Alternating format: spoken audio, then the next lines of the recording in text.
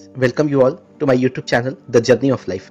आज हम बात करेंगे ट्विन फ्लेम रिलेशनशिप्स के बारे में। आपको कुछ हम ऐसे साइंस बताएंगे जिससे आप ये पता कर पाएंगे कि क्या आप भी ट्विन फ्लेम रिलेशनशिप में हैं, क्या आप भी एक ट्विन फ्लेम हैं। और साथ ही साथ हम आपको इसके बारे में बहुत कुछ बताएंगे। लेकिन हाँ, एक रिक्वेस्ट है आपसे कि चैनल पे अगर पहली बार आए हैं तो आप सब्सक्राइब तो कीजिए ही, वीडियो को पूरा देखिएगा, लाइक कीजिएगा, दोस्तों के साथ भी शेयर कीजिएगा। फ्रेंड्स, ट्विन फ्लेम का मतलब होता है जुड़वा लो। सबसे पहले मैं आपको इसका कॉन्सेप्ट समझा देता हूँ। फ्रेंड्स, मान लीजिए कि एक जलती हुई मोमबत्ती है। अब आप दूसरी मोमबत्ती लेकर के आ रहे हैं और आपने दूसरी वाली मोमबत्ती भी इसी मोमबत्ती से जला ली। तो ये तो वही वाली अग्नि है ना, जो ये वही लौ है जो उस मोमबत्ती में थी और अब इस मोमबत्ती में भी आ गई। ठीक ऐसे ही ट्विन फ्लेम का कॉन्सेप्ट है। ऐसा हम मानते हैं, ऐसा माना जाता है स्पिरिचुअलिटी में कि ट्विन फ्लेम्स जो होते हैं वो दो शरीर में एक आत्मा होती हैं। मतलब एक ही आत्मा के दो टुकड़े किए जाते हैं और उन्हें दो शरीरों में भेजा जाता है। जो ट्विन फ्लेम्स होते हैं बेसिकली ये एक दूसरे के साथ वाइब्रेशनली और एनर्जी लेवल पे हमेशा जुड़े हुए होते हैं। मतलब कहते हैं ना कि अब जब एक ही आत्मा दो शरीर में है तो क्या ये आत्माएं कभी एक दूसरे से दूर रह सकती हैं? क्या नहीं रह सकती हैं। ये बिल्कुल एक दूसरे के साथ कनेक्टेड होती हैं, जुड़ी हुई होती हैं। इनके इमोशंस, इनकी फीलिंग्स सारी कुछ एक दूसरे के साथ जुड़ी हुई होती हैं। सुनने में बड़ा अटपटा लग रहा होगा और बड़ा अजीब सा लग रहा होगा कि भैया ये क्या है, लेकिन मैं आपको बताऊं स्पिरिचुअलिटी में ऐसा है, ऐसा पॉसिबल है। बहुत सारे पॉडकास्ट, बहुत सारे वीडियोस इस टॉपिक पे बने हुए हैं। तो मेरे भी कुछ फॉलोअर्स हैं जो मुझसे लगातार कह रहे थे कि आप ट्विन फ्लेम पे एक वीडियो बनाइए। तो ठीक है, आज ये वीडियो आपके सामने है।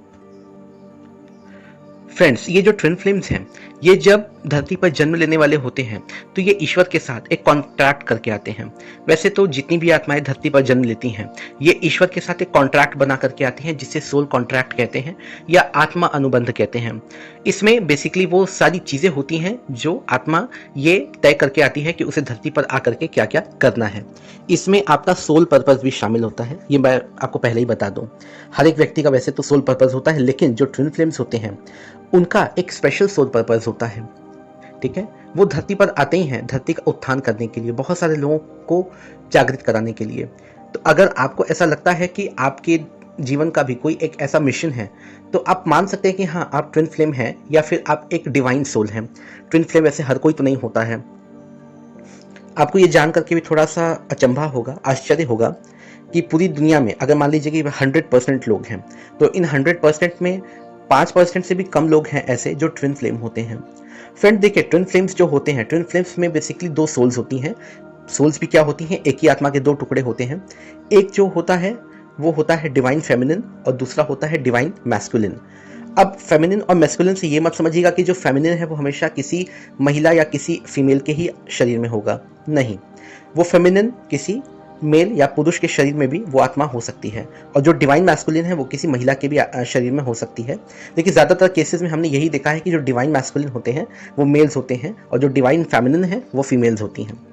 ठीक है, इसके बाद ये जो डिवाइन मैस्कुलिन और जो ये डिवाइन फेमिनिन है ये एक ही आत्मा के दो टुकड़े हैं, लेकिन दोनों की कंडीशनिंग जब वो धरती पर जन्म लेते हैं ना तो उनकी कंडीशनिंग बिल्कुल अलग अलग होती है। ऐसा देखा गया है कि जो डिवाइन मैस्कुलिन है ये काफ़ी प्रैक्टिकल होते हैं, काफ़ी प्रैक्टिकली चीज़ों को सोचते हैं। और जो डिवाइन फेमिनिन होती हैं, जैसा कि हमें पता भी है फेमिनिटी, वो थोड़ी इमोशनल होती हैं। ठीक है, वो इमोशंस के साथ ही हर चीज़ों को देखती हैं और जज करती हैं। तो अब ऐसे में डिवाइन फेमिनिन और डिवाइन मैस्कुलिन जब इतने अलग अलग हैं एक दूसरे से तो क्या ये आपस में मिलते हैं? ऐसा ज़रूरी नहीं है, इनका मिलना ज़रूरी नहीं होता है। ट्विन फ्लेम कॉन्सेप्ट में एक चीज़ आप मान के चलिए कि ये जो दो एक ही आत्मा की जो दो सोल्स हैं, मतलब दो टुकड़े जो हैं, इनका मिलना ज़रूरी नहीं है, क्योंकि ये डिपेंड करता है इनके सोल पर्पस पे। हाँ, कुछ ट्विन फ्लेम्स ऐसे होते हैं जो अगर इनर वर्क करें या कुछ स्पिरिचुअल चीज़ें करें, अगर प्रैक्टिस करें तो वो आपस में मिल जाते हैं। लेकिन ज़्यादातर केसेस में मैंने ये देखा है कि ये मिलते नहीं हैं। मतलब इस पिक्चर की कोई हैप्पी एंडिंग होती नहीं है। तो आखिर ये आते क्यों है धरती पर, ये मैं आपको बता देता हूँ। फ्रेंड देखिए, हमारे धरती पर हर जगह दुख, कष्ट, धोखा, मक्कारी, झूठ, बहुत सारी चीज़ें हैं। ठीक है ना, बहुत सारी नेगेटिव चीज़ें हैं हमारी धरती पर। इन्हीं चीज़ों को अपने लेवल पे, अपने स्तर पर खत्म करने के लिए ही ट्विन फ्लेम्स धरती पर आते हैं। अगर मैं इंडियन माइथोलॉजी की बात करूं तो हमारे भारतीय सभ्यता में शिव शक्ति, राधे कृष्ण, ये जो भी हैं ये सब के सब एक तरह से अगर देखा जाए तो ये भी ट्विन फ्लेम्स हैं, जुड़वा लो हैं, ये भी जुड़वा आत्मा है ये। क्योंकि आपने देखा होगा कि शिव शक्ति भी एक दूसरे से अलग हो गए थे और राधा कृष्ण तो कभी एक हो ही नहीं पाए थे, लेकिन फिर भी उनकी आत्माएं एक दूसरे के साथ जुड़ी हुई थी। तो यही होता है ट्विन फ्लेम कॉन्सेप्ट। फ्रेंड्स, जो ट्विन फ्लेम कॉन्सेप्ट है आज के समय में अगर देखा जाए, मतलब कि कम से कम इधर बीते 50-60 सालों में ऐसा देखा गया है कि जो ये ट्विन फ्लेम्स हैं, इनके बीच में जो एज गैपिंग है ये 5 से 10 साल की रह गई है।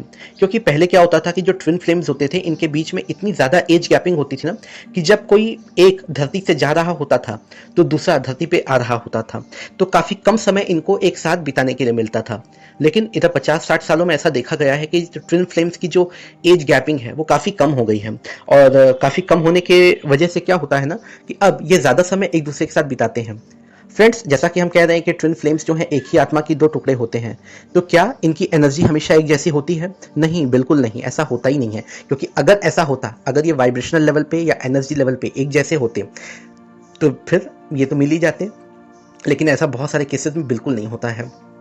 क्योंकि ट्विन फ्लेम्स ने तो एक सोल कॉन्ट्रैक्ट ऊपर से साइन करके आते हैं ना कि मुझे धरती पर आकर ये सारी चीज़ें करनी है, ये मेरा सोल पर्पस है। तो बिना सोल पर्पस पूरा किए वो इस धरती से कैसे जा सकते हैं? तो बस यही कॉन्सेप्ट है ट्विन फ्लेम का। ट्विन फ्लेम्स बहुत ही डिवाइन सोल्स होते हैं, पवित्र आत्माएं होती हैं, ठीक है।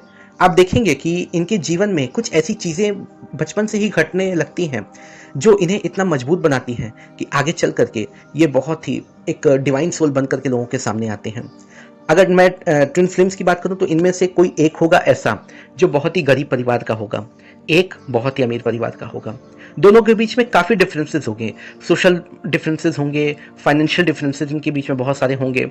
ये जो ट्विन फ्लेम्स होते हैं ना, ये बहुत ही टैलेंटेड होते हैं, इनमें कोई ना कोई एक छिपी हुई प्रतिभा अवश्य होती है। और साथ ही साथ ये बहुत ही एम्पैथिक होते हैं। एम्पैथिक का मतलब है कि जैसे कि लोगों के दुख देख करके द्रवित हो जाना या खुद भी दुखी हो जाना, मतलब ये बहुत ही आसानी से ये लोगों की एनर्जी को सेंस कर पाते हैं, फील कर पाते हैं। ऐसे होते हैं ट्विन फ्लेम्स। तो आई होप आपको मैंने काफ़ी शॉर्ट में बता दिया, फिर भी वीडियो काफ़ी लंबी हो गई। तो ये ट्विन फ्लेम कॉन्सेप्ट है। फ्रेंड्स, ऐसा बिल्कुल आप मान के मत चलिएगा कि आपका कोई पार्टनर अगर है तो वो ऐसा है और आप ऐसे हैं तो आप दोनों ट्विन फ्लेम्स हैं। नहीं, क्योंकि ट्विन फ्लेम्स और कार्मिक में बहुत ही फाइन लाइन का डिफरेंस होता है। 95% लोग दुनिया के तो अपने कार्मिक पार्टनर्स के साथ ही डील कर रहे हैं। तो ऐसे में तो ये हम नहीं मान सकते कि हाँ आप ट्विन फ्लेम हैं। कभी कभी एक धोखा हो जाता है, एक इल्यूजन हो जाता है कि हम ट्विन फ्लेम हैं, लेकिन हाँ अगर आप ईश्वर से प्रार्थना करें तो आपको सभी भ्रम और धोखे से बाहर निकालते हैं। So that's all guys, thank you so much, God bless you all.